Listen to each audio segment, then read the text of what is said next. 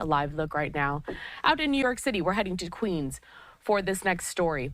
The Ecuadorian migrant accused of sexually assaulting a 13-year-old girl at Kissena Park last week made his first appearance in court today. For more on the charges and what we heard today in court, we're joined by Fox 5 reporter Richard Giacobbe live outside the courthouse. Richard, what can you tell us?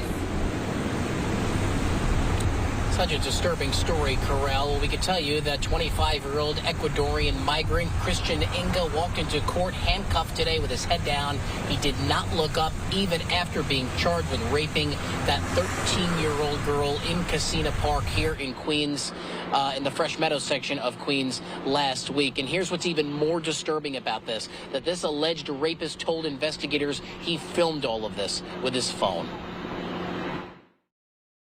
Prosecutors revealed what 25-year-old Ecuadorian migrant Christian Inga told investigators after his arrest. Inga says he came across two 13-year-old teens having sex in Kissena Park last Thursday afternoon.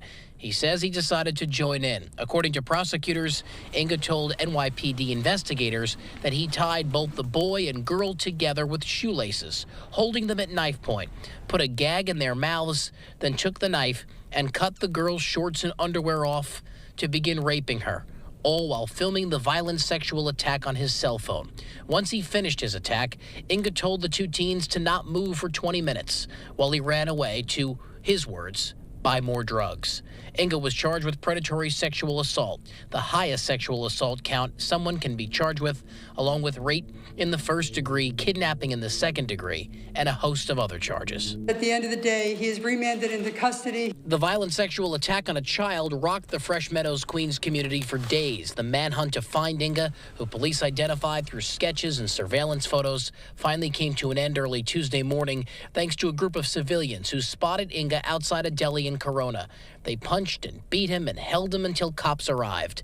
Queens District Attorney Melinda Katz praising those good Samaritans and the two brave 13-year-olds who were able to provide an accurate description of the suspect. It is amazing then from what they went through, their identification, their memory of the tattoo, the braces, all which was right on point, which is a remarkable thing for two 13-year-olds to remember.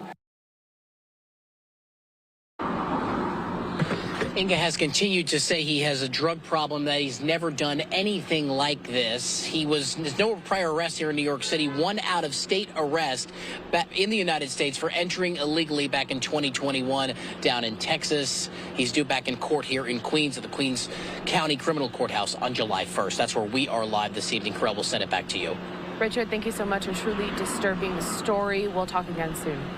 I want to keep it moving here. Of course, we did hear from the DA in Queens there, Melinda Katz. You heard a little bit in Richard's report. I'd like to bring a tweet that she did post on her account on X saying, "We charged a Corona man with first-degree rape, kidnapping, and other crimes for allegedly attacking two 13-year-olds in Kissena Park. This horrific assault strikes at the very core of our society. He faces up to 25 years to life in prison if convicted." We did hear those short remarks right after that first court appearance. I'd like to play out some of that sound for you next.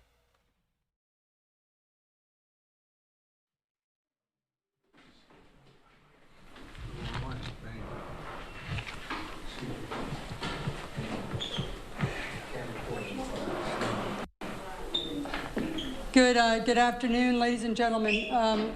Christian Inga was just remanded into custody. He has been charged in a criminal complaint for predatory sexual assault, which is the highest sexual assault count someone can be charged with rape in the first degree, with kidnapping in the second degree, and a host of other charges.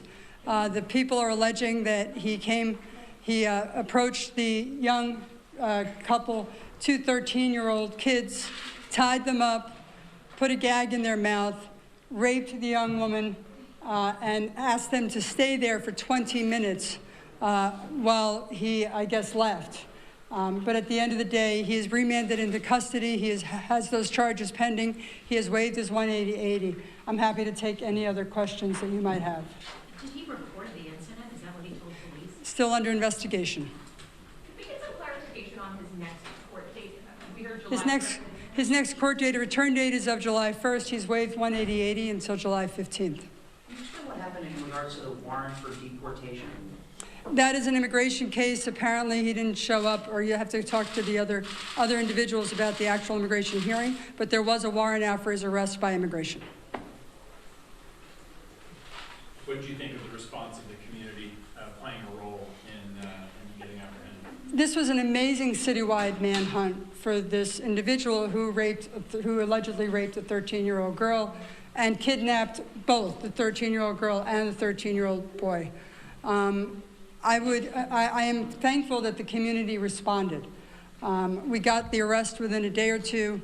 I want to thank NYPD, by the way. They got the word out, they got the picture out, they had a very detailed description of the tattoo. I'd also like to take a moment to talk a little bit about the bravery of these two 13-year-old children. It is amazing then from what they went through, their identification, their memory of the tattoo, the braces, all which was right on point, which is a remarkable thing for two 13-year-olds to remember. And then the manhunt that ensued after that in the city. I do want to thank all of the individuals who made phone calls, who gave tips, who made sure that we found Christian Inga in a timely fashion. Thank you, ladies and gentlemen. We'll see you here next time.